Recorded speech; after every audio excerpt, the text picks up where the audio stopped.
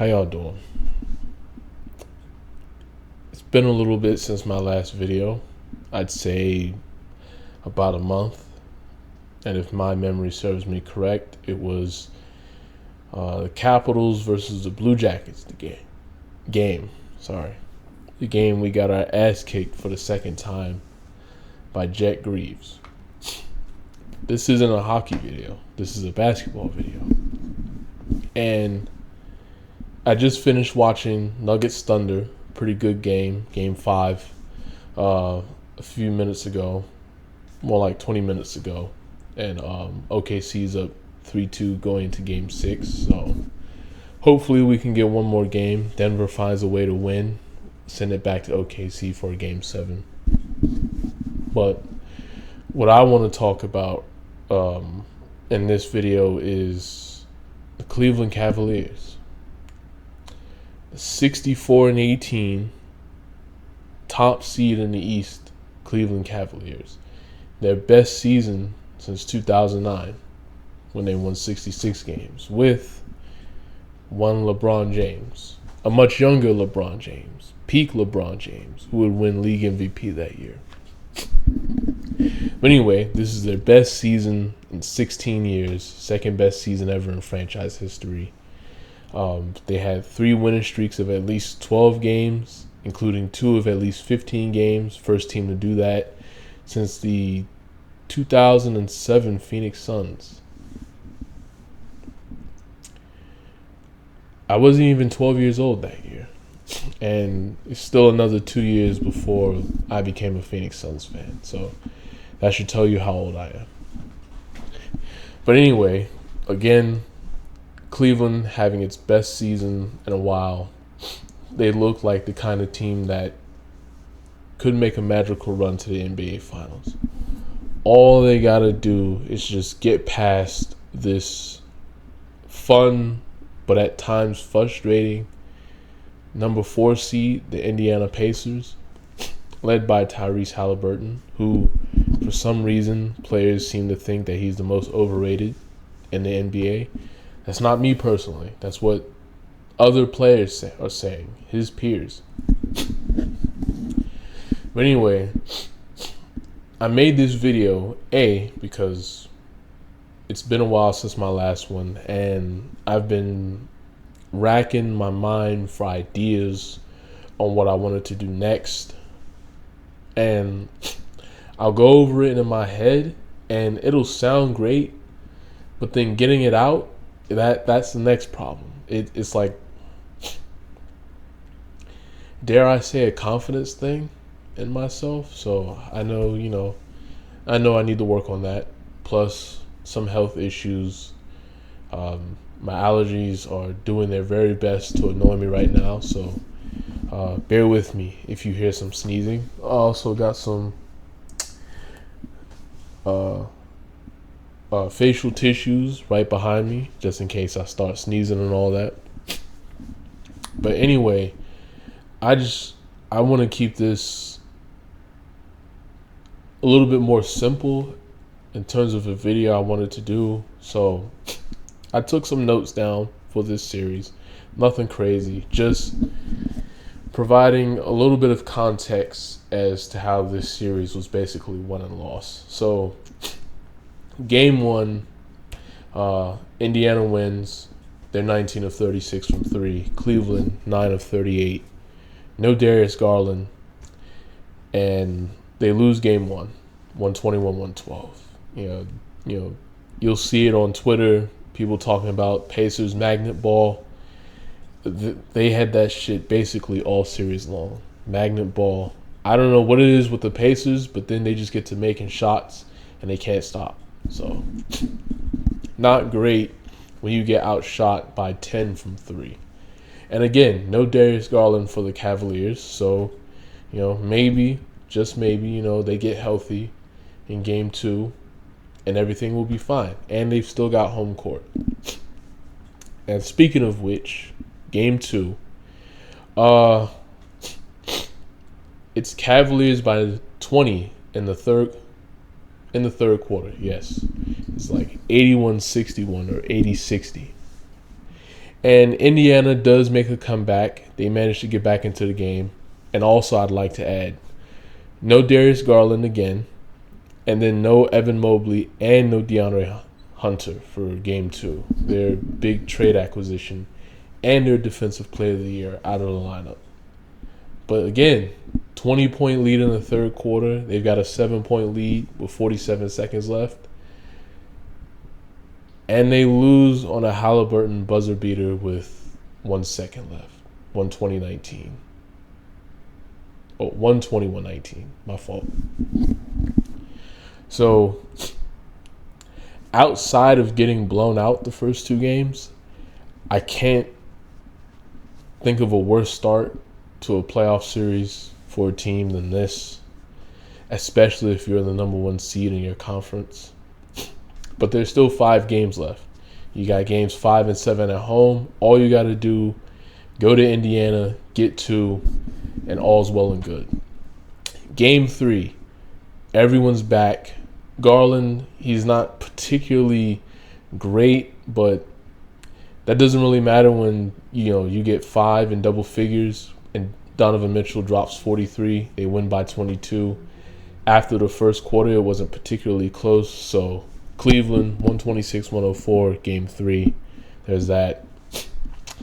And then Game 4. Game 4 is where shit hits the fan.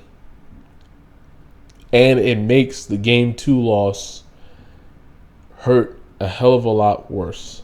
Because it's like, if you get Game 2, it's like, all right, we got our asses kicked tonight. But we got a Game 5 at home. It's 2-2. And if it gets to Game 7, we got Game 7 in Cleveland. So there's that. The problem is, not only do you choke away Game 2,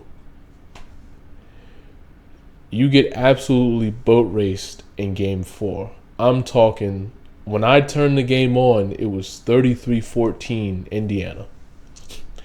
And usually when it comes to blowouts, like when the league gets to like 19, 20, 21, anything bigger than that, especially if it's early, I cut the game off. Because it's just like, you know what, this game's a blowout. I'm not really interested in watching it. I'll go to something else. And I'm pretty sure I was watching, I think Toronto, Florida, Game 4. So that was on. That was a good game. So I was just like, you know what, I'll watch hockey. And I love hockey, by the way. So, yeah, keep that on. But I was like, you know what? Let me keep this Cavs game on. Just like keep it in the background, see what's going on. Maybe Cleveland gets back into it. It's 38-23 at the end of the first. And, the deficit could be worse, but you're within 15. All you got to do, get some shots to fall, get some stops. You get back into the game, and, next thing you know, you win it.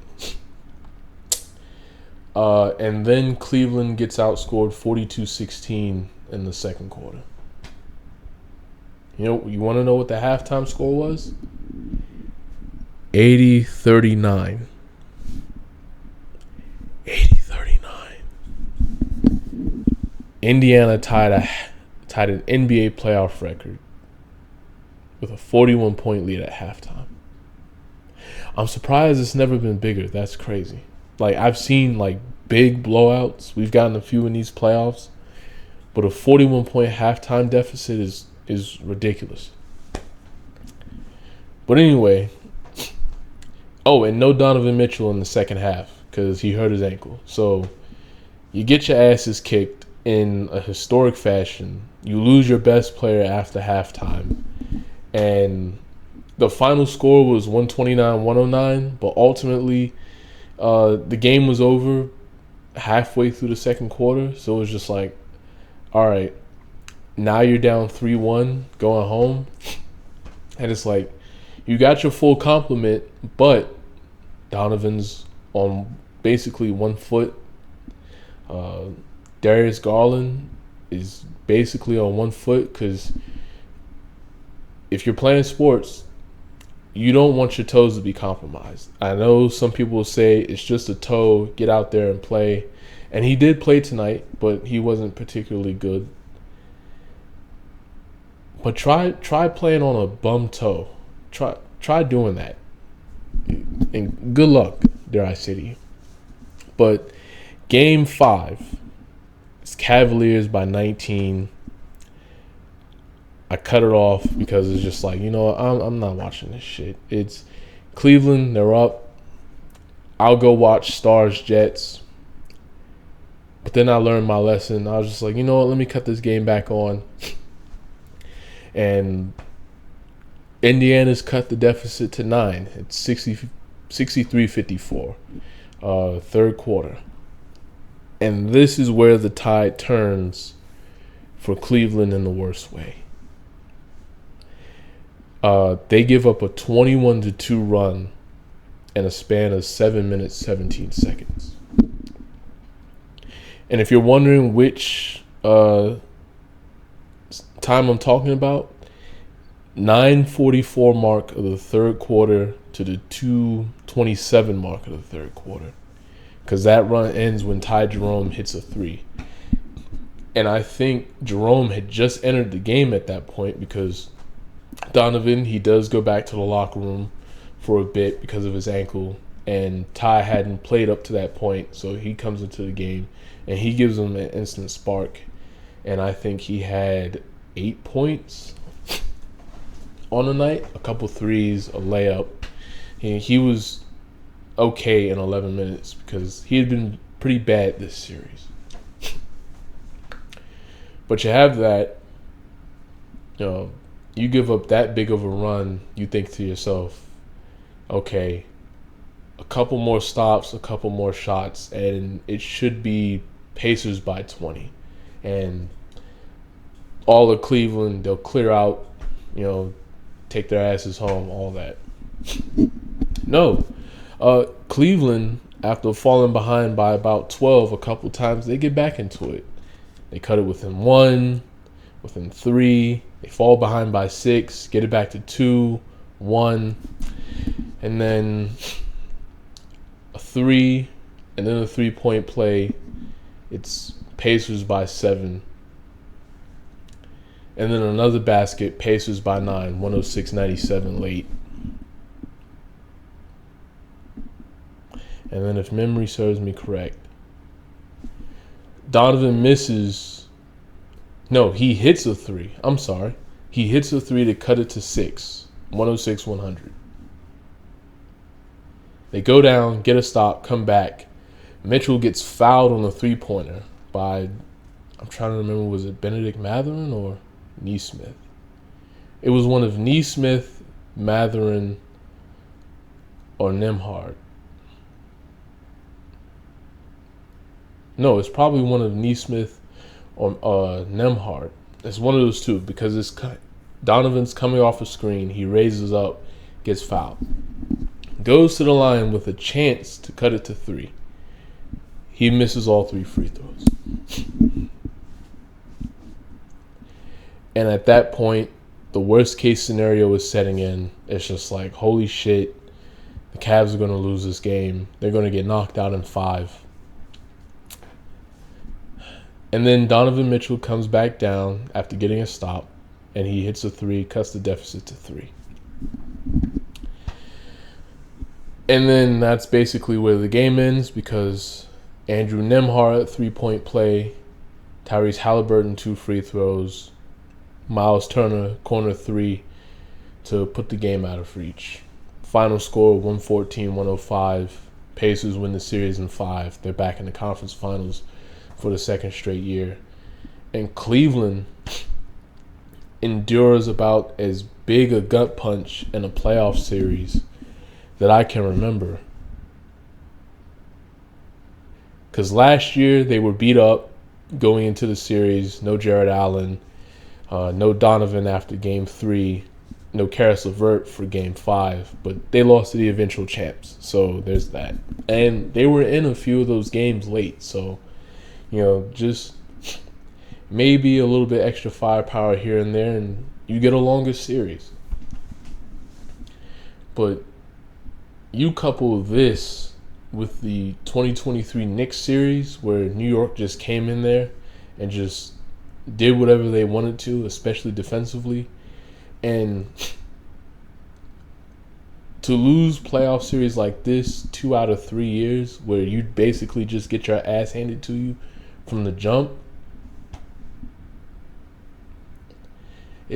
it's got to be tough. It really is. And I say this as a Phoenix Suns fan.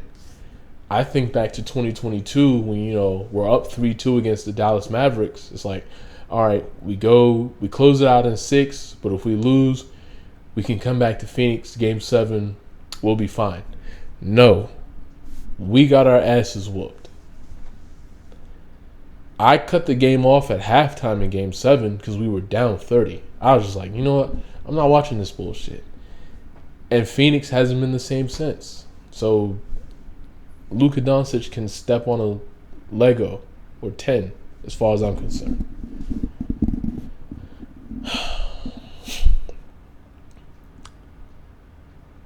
But you have to wonder, what is Cleveland's next move? Because you basically bring everybody back from last year outside of swapping head coaches. You fire J.B. Bickerstaff, you hire Kenny Atkinson. Bickerstaff, he goes to Detroit, and Detroit makes the biggest jump from one season to the next. 30 wins. They were a playoff team. They gave the Knicks real problems.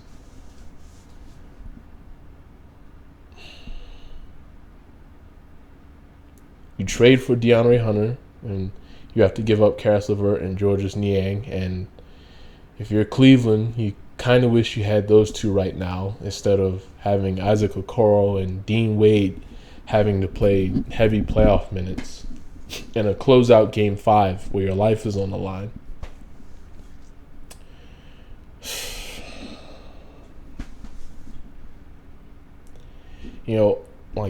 Since this game ended, I've been thinking about, what should Cleveland do in the offseason? First of all, I don't think the team should blow it up.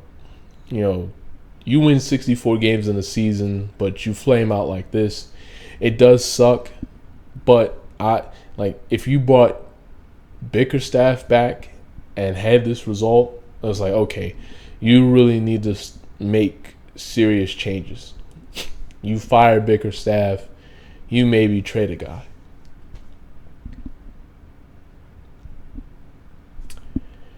But with this group, I think you got to run it back to an extent. We've seen how good this team can be when healthy. You don't just win 64 games for no reason. You don't have a top 10 offense and defense for no reason. And I say this as a person who, when Cleveland started, 21-3, 29-4, when they were fighting with OKC for the best record first half of the year, I was just like, this team has got to come back to earth somehow. At a certain point in time, the halfway point of the season, the All-Star break, this team, they're not going to fall off a cliff, but this isn't a 60-win team. This isn't a team that could very well sniff 70 wins. 64-18.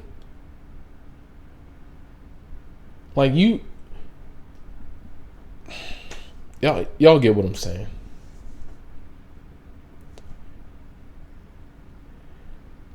But this is an absolute flameout of epic proportions, especially by a team that the majority of us, whether you be a casual or a legit follower of the league, this was a team that we expected to make the conference finals at the very least. Anything short of round 3, considering how the last 2 postseasons have ended, and in fact how the last 3 seasons have ended, is a failure.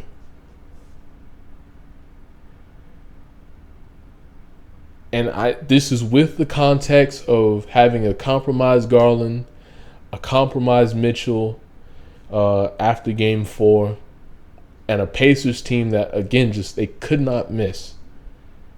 I say that with all due context.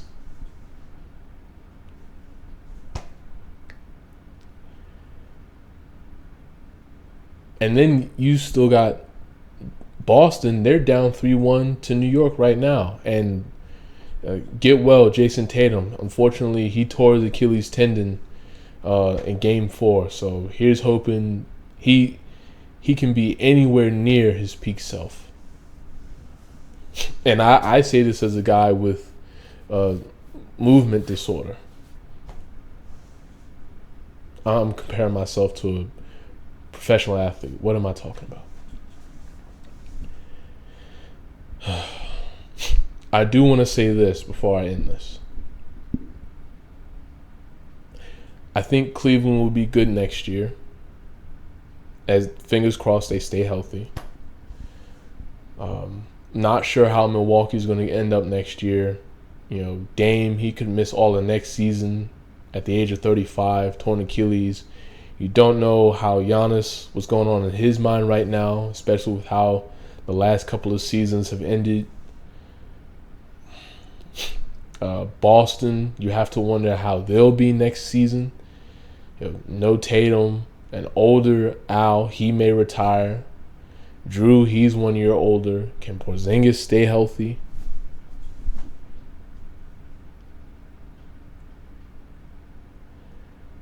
I'll say this. Again, I expect the Cavaliers to be good next year. But I would not be surprised if Jarrett Allen got traded. I don't think they will, but I wouldn't be surprised if they did in like a bit of a panic move, or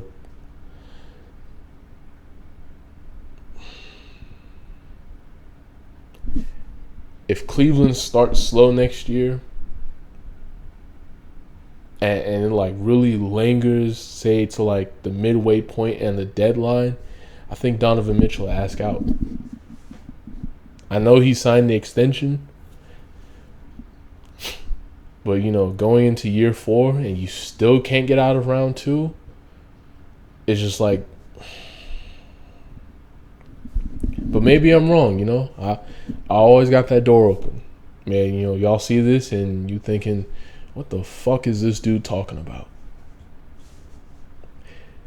Anyway, that's pretty much it. I'm glad I was able to actually get this video out and not stumble the whole time. The next video I got coming up, I'm not particularly sure. But I do got something coming up. And let me take my ass to sleep now because it's 1:10 in the morning and it's raining. And I got work tomorrow. Well, today. Y'all have a good night.